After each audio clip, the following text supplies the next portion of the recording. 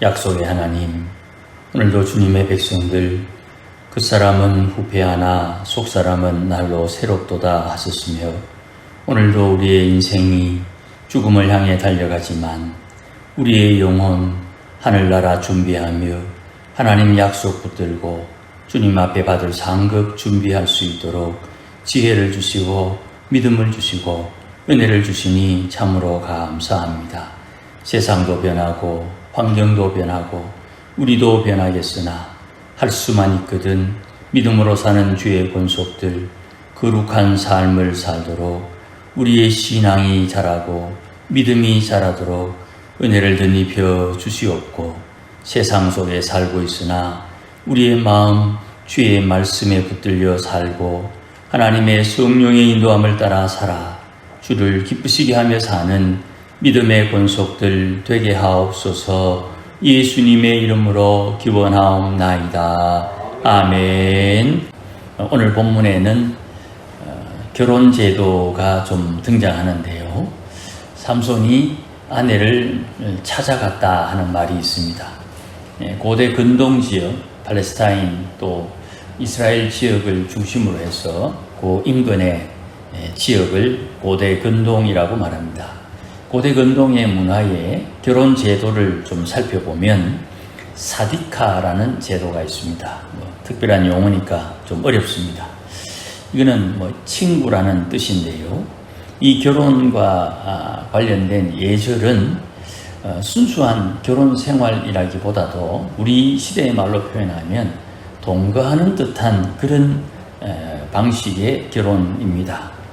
그래서 이것이 이스라엘에는 이런 풍습이 없지만 그 당시 가나안 지역에 또 블레셋 지역에는 이런 결혼 풍습이 있었던 것으로 고고학자들은 이야기를 합니다.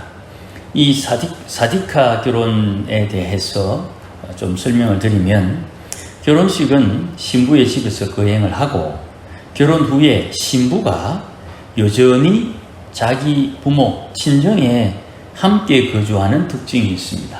그래서 두 가지로 나누는데, 결혼 후에 신랑이 정기적으로 처가를 방문해서 아내를 만나는 그런 결혼 방식이 있고, 또 결혼 후에 신랑이 신부집에 머물러서 사는, 우리말로 하면 대릴사위 같은 그런 결혼 제도가 있습니다. 특별히 앞부분에 처가로 방문하는 이런 결혼 제도를 모타혼이라 이렇게 이야기를 하는데, 가정의 아내가 주인이 되고 남편은 손님처럼 이렇게 방문을 하는 겁니다. 그때마다 선물을 들고 오는 이런 제도입니다. 아마 오늘 내용을 볼 때 삼손의 결혼 행태가 모타혼, 손님처럼 방문하는 형태의 결혼 예식인 것 같습니다. 그러니까 우리가 생각할 때, 우리 문화의 결혼식을 생각할 때는 이런 내용은 좀 낯설지요. 그래서 결혼을 했는데 왜 이렇게 하나 하는 그런 의구심을 가질 수 있습니다만은 그 당시에 결혼 제도가 그런 형태로 되는 것입니다. 그러면 오늘 보면 1절에 이제 밀 거둘 때가 되었습니다. 일손이 필요할 즈음에 삼손이 염소 새끼를 가지고 그의 아내를 찾아옵니다. 손님처럼 선물을 가지고 오는 거지요. 그리고 이제 방에 들어가서 아내를 만나려고 하는데 장인이 들어오지 못하게 합니다. 그 이유를 들어보니까 2절에 네가 결혼식 날 그 난장판 속에 내 딸을 미워하는 줄 알고 네 친구에게, 그날 왔던 친구에게 내가 줬다. 그렇게 이제 변명을 하는 것이지요. 이런 상황을 놓고 이 삼손이 좀 불쾌했으리라 그렇게 생각을 합니다. 하나님께서 이런 상황을 통해서 삼손을 어떻게 다스리는지 조금 살펴볼 필요가 있습니다. 삼손은 이방인의 결혼 풍습에 따라 결혼을 하고 나실인의 자기 정체성을 아주 많이 양보하는 것을 볼 수 있습니다. 위대한 사사, 힘쓰는 사사 삼손의 행실이 하나님의 방법이 어떤 것인지 잘 모르겠지만 나실인다운 모습은 전혀 없는 것처럼 보여요. 그래서 아마 적절하게 거리가 주어지는 그런 방법을 선택했던 것 같아요. 그래서 이제 선물을 가지고 처가로 내려갔는데 이 장인이라는 사람이 이미 결혼 지참금을 지불한 삼손의 결혼 지참금에 욕심을 더 내는 건지, 삼손이 가지고 온 결혼 지참금이 자기 생각에 좀 약하다고 생각했는지, 그날 난리통을 겪으면서 이 딸을 다른 이에게 시집 보내면서 또 결혼 지참금을 받았겠지요. 이 장인이 딸을 통해서 아마 재산을 좀 증식하는 그런 태도를 취했던 것 같아요. 그리고 또 하는 이야기가 네가 미워하는 줄 알고 이렇게 말하는데, 이런 일이 생긴 원인을 삼손에게 뒤집으시는 겁니다. 이미 결혼 예식을 했으니까 이건 일종의 배신이 되는 거예요. 그러나 상황이 지금 이렇게 돌아가 있는 형편, 장인 입장에서 그날 난리통에 사위라는 사람은 고향으로 돌아갔고 또 친구들에게 딸은 주었고, 지금 상황에 이 사위가 찾아온다고 하니까 뭐 변명할 여지가 없지요. 보통 사람들이 다 이렇게 일을 처리하는 것 같습니다. 자기에게 불리하면 갑자기 변명을 하는데 전혀 상황에 맞지 않는 변명을 하는 겁니다. 이방인이기 때문에 그렇겠지만 지금 가지고 온 이 염소 새끼 선물도 썩 마음에 들지 않는 듯한 느낌을 지울 수가 없어요. 이런 상황에서 조금만 생각을 해보면 삼손의 결혼이 무효가 될 수도 있는 기회이기도 한데, 삼손은 되레 이 일을 핑계로 블레셋 사람들에게 복수할 기회로 활용을 합니다. 지금 이 상황은 삼손이 이방인들에게 모욕과 수치를 당하고 있다고 생각하는 것 같아요. 그러다 보니까 눈에 보이는 상황에 삼손이 아주 민감하게 반응을 하는 겁니다. 민감하게 반응해서 자기의 어떤 위신과 명예, 재산, 생명을 지키는 것, 그걸 나무라는 게 아닙니다. 이 사사 삼손은 앞에 있는 다른 사사들처럼 하나님의 영에 인도받는 영감의 사람이라는 거예요. 영감의 사람, 사사 삼손이 지금 주어지는 이 상황을 하나님의 영에 인도받는 거기에 마음을 쏟지 않고 지금 자기 눈앞에 펼쳐진 이 상황을 통해서 모욕감, 배신감, 그리고 자기가 수치스러운 것에 마음을 빼앗겨서 나실 있는 사사 삼손이 하나님의 영의 인도함은 전혀 고려하지 않고 이 일을 인간적으로 처리하려고 한다는 거예요. 우리에게 주어진 상황들이 이런저런 일 생기죠.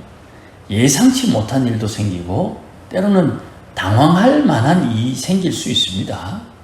그때 내 안에 계신 하나님, 나와 함께 하시는 성령께서 이 상황을 통해서 내게 무엇을 말씀하려 하는가, 이걸 깨달아야 돼요.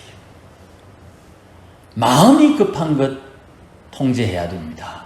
이건 평상시에 내 마음을 통제해야 되는 거예요. 어떻게 통제합니까? 하나님의 말씀을 새기고 성령의 순종함을 통해서 내 마음을 통제해야 되는 거예요. 무릇 지킬 만한 것보다 네 마음을 지켜라. 왜요? 생명의 근원이 거기에서 나온다. 아니, 성경 말씀에 천하의 모든 것보다 더 부패한 것이 사람의 마음인데 그 부패한 마음을 어디 쓰려고 지킨단 말입니까? 그 부패한 마음을 새롭게 변화시키는 능력이 하나님의 말씀, 주의 계명에 있는 거예요. 내 마음에 주의 계명을 새기면 율법이 내 마음에 선포될 때마다 율법은 죄를 까발린다 그랬으니까 내게 이건 당연하다고 생각하고 이건 정상이라고 생각했던 것이 주의 계명에 비추어 보니까 그게 나의 허물이요 나의 연약함이라는 것을 깨닫고 내 안에 숨기진 나도 모르던 허물과 죄를 하나님과 나 사이에 회개함으로 용서를 받는 것. 그렇게 정결케 되는 청결한 심령으로 변화된 그 마음을 지켜야 되는 거예요. 그런데 지금 사사 삼손은 힘이 있지요.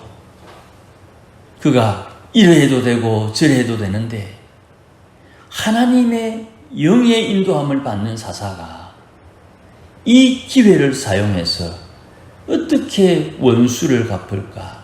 어떻게 저들을 괴롭힐까? 어떻게 하나님의 영의 인도함보다는 인간적인 생각을 하더라는 거예요. 그래가지고 여우를 300마리 잡았습니다. 이 여우 300마리 언제 다 잡았나? 뭐 그런 생각이 종종 들겠습니다만은 중동에는 우리가 알고 있는 그 여우와 자칼이라고 하는 여우과의 동물이 따로 있습니다. 우리가 생각하는 여우는 대부분 단독 생활을 합니다. 한 2마리, 3마리 이렇게 움직이는데 자칼이라는 여우종은 무리를 지어 움직입니다.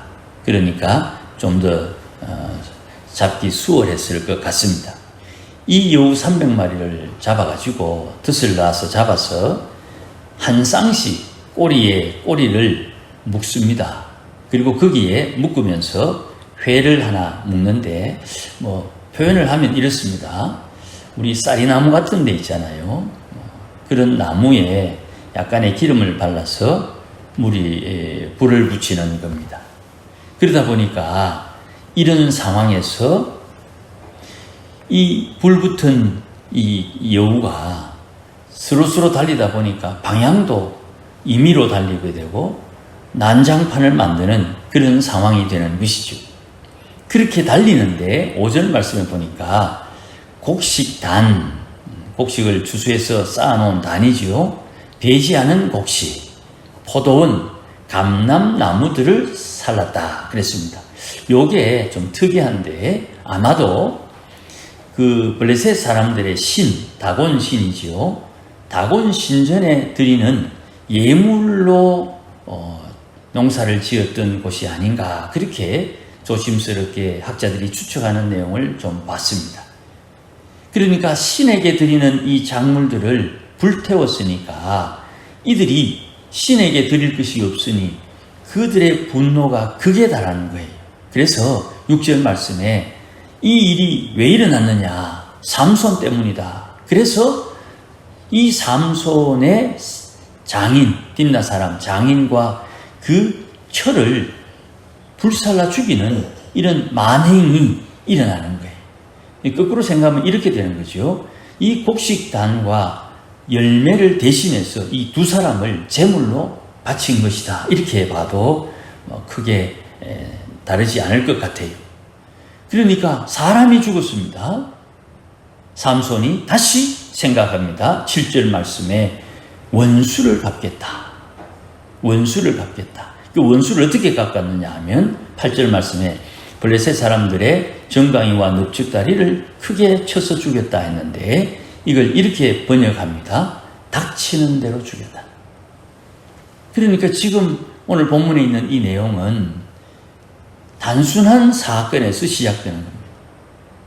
좀 표면적으로는 큰 문제가 생기지만 그 이면적인 내 마음의 이야기로 볼 때는 삼손이 블레셋 사람을 치려고 왔는데 이 블레셋 사람들에게 모욕을 당하고 수치감을 당하고 배신을 당하는 거예요. 그래서 그들에게 이 사람들이 내게 한 것을 내가 갚아주겠다 해서 이런 난리가 벌어지는 거예요. 지난 결혼식 때보다 더 큰 난리가 벌어졌지요. 그리고 사람이 죽게 되는 또 사람을 죽이는 이런 일들이 발생하게 된 것이에요. 하나님의 사람이 하나님의 영의 인도함을 받지 못하게 되면 이런 문제가 생기게 되는 것입니다. 다른 예수 믿지 않는 사람들은 그들은 그들대로 살아가는 삶이니까 그거는 뭐 그렇다 치더라도, 적어도 예수 믿는 사람들은 예수 믿으면 구원을 받고 구원받은 표로 성령을 주셨으니까 성령의 인도함을 따라 사는 것이 정상이다. 그 성령의 인도함을 따르는 것을 평상시에 훈련하고 연습하고 그것을 잘 따라야 되는 거예요. 이걸 하라고 주님께서 이미 우리에게 어깨에 강제로, 예수님께서 강제로 우리 어깨에 멍에를 매게 하고 온유함과 겸손함을 배우도록 우리에게 말씀하셨고, 그렇게 우리 안에 계신 성령께서 이끌어 가시면서 내 삶에 열매를 맺어야 되는 거지요. 이것을 등한히하고 나의 생각, 경험, 내 지식, 내가 알고 있는 그 한계 안에서 하나님의 일을 감당하려고 하니까 삼손이 삼손을 감당하지 못한 것처럼 내가 나를 감당하지 못하는 거예요. 주기도문에 나오는 내용 자주 말씀드려서 다 아시는 내용입니다.